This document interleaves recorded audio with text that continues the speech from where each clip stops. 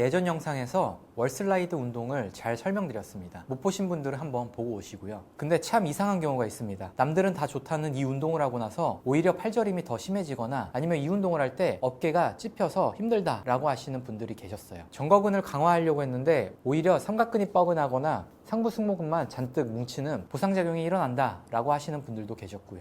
만약 트레이너분들도 회원분들이 이런 느낌을 말한 적이 있다면 오늘 영상을 집중해 주시기 바랍니다. 코어 문제는 배제해 놓고 경감 안정성 문제 때문에 그런 증상이 나타난다는 것을 설명드리겠습니다. 그리고 월슬라이드가 안 되는 분들은 진짜 활성화시킬 수 있는 재활 방식을 알려드리겠습니다.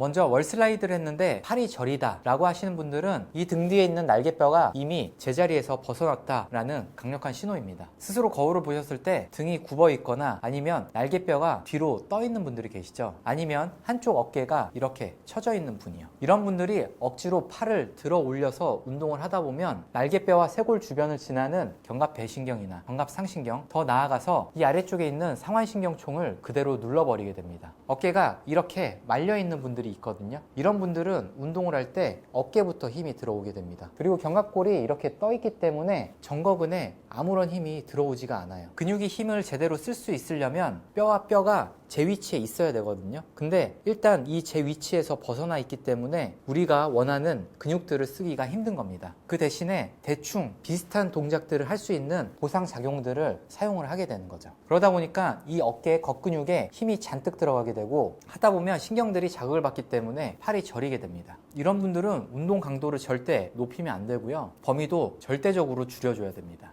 이제부터 제가 알려드리는 방법으로 한번 해보실 건데요. 사실 이 방식은 혼자서 하기가 굉장히 힘듭니다. 전문가가 옆에서 붙어서 제대로 운동을 하고 있는지 혹은 보상 패턴으로 넘어가는지 이런 걸 감시를 해줘야 되거든요. 근데 혼자 하시다 보면 기존에 잘못 운동하시던 방식이나 아니면 잘못된 보상 패턴이 잡혀있기 때문에 제대로 운동이 안 될 가능성도 있어요.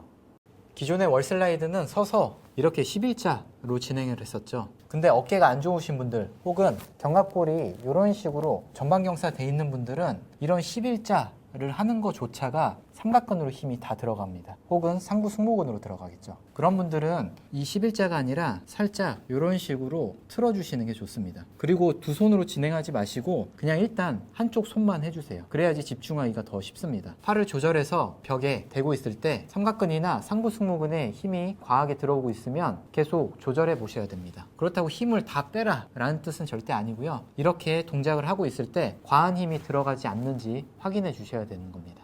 그리고 팔과 벽에 마찰력이 너무 크게 되면 미세하게 움직임을 하더라도 삼각근이나 상부 승모근으로 힘이 들어갈 수가 있거든요. 그럴 때는 수건을 준비해 주셔서요. 이렇게 대고 계시면 됩니다. 이때 수건을 꽉 밀고 있으라는 뜻은 절대 아니고요. 살짝 떨어지지 않을 정도로만 누르고 있는 겁니다. 그래야지 다른 보상 패턴들이 많이 개입하지 않을 수 있습니다. 이렇게 팔을 드는 게 절대 아닙니다. 저림이나 당김 이런 증상이 있는 분들은 그런 움직임을 하면 증상이 더 심해질 수밖에 없고요. 저희는 다른 방식으로 이 겨드랑이 안쪽 있죠. 겨드랑이 안쪽을 미세하게 벌리는 식으로만 할 겁니다. 범위가 절대 이런 범위가 아니고요. 되게 미세한 범위도 괜찮습니다. 아주 미세하게 겨드랑이 쪽을 벌렸다가 겨드랑이 쪽을 미세하게 접었다가 빠르게 하거나 힘을 꽉 줘서 하는 방식이 절대 아닙니다. 떨어지지 않을 정도로 수건을 살짝만 대고 계시는 거고요. 이렇게 반복하시다 보면 다른 쪽의 근육의 힘들보다 안쪽 정거근 쪽에 힘이 제대로 잡힐 수가 있습니다.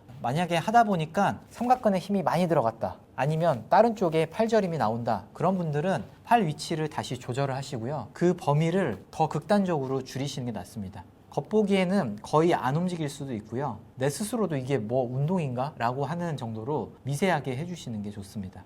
여기서 포인트는 궤적을 똑같이 해주셔야 돼요. 겨드랑이를 벌릴 때 갔던 방향 그대로 다시 돌아오고 해야 되는데 잘 못하시는 분들은 자꾸 밖으로 나갔다가 들어왔다가 제멋대로 하게 되면 저희가 목표로 하는 근육들이 훈련이 제대로 안 되게 됩니다. 굉장히 힘들고 피곤하고 조금 어떻게 보면 짜증나는 운동 중에 하나입니다. 이렇게 제대로 활성화시킬 수 있으면 나중에는 범위가 더 늘어날 수도 있습니다. 근데 이렇게 범위가 늘어났을 때 삼각근이나 승모근에 과한 힘이 잡히면 그 범위를 다시 조금 줄이셔서 하셔야 됩니다. 제가 말씀드린 대로 벽에 대고 따라 하시면서 이게 운동이 되는 건가? 나 아무 느낌 없는데? 라는 생각이 드실 수 있습니다. 근데 오히려 그렇다라고 하면요, 잘하고 있는 겁니다. 오히려 강하게 정거근에 힘을 주려고 쥐어짜거나 힘을 쓰시다 보면 보상 패턴으로 다 쓰고 계신 거예요. 이 운동은 만성통증 환자분들이나 신경 예민도가 높은 환자분들에게 모터 컨트롤 훈련으로 저희 병원에서 진행하는 방식입니다. 일반적인 유튜브 영상에서 이쪽에 힘을 주고 해보세요 라고 할 때 오히려 이런 분들은 멈추고 범위를 더 줄여야 됩니다. 미세한 움직임이 여기에 핵심입니다. 왜 미세해야 되냐면 이런 분들은 사소한 움직임 동작에도 다 보상 패턴으로 쓰이게 되거든요. 통증이 없는 범위 내에서 재교육시키는 재활 방식인데 그 범위가 극단적으로 좁습니다. 이렇게 겉에 있는 큰 근육들이 크게 개입하지 못할 정도로 낮은 부하를 주면 우리의 뇌는 효율성을 위해서 가장 깊숙한 곳에 안정성 근육들을 먼저 사용하게 됩니다. 이것이 재활의 핵심인 선택적 근수축입니다. 그렇다고 이런 겉에 있는 근육들이 절대적으로 안 쓰이는 건 아니고요. 본인이 감당 가능한 범위 내에서 목적을 두고서 훈련해야 된다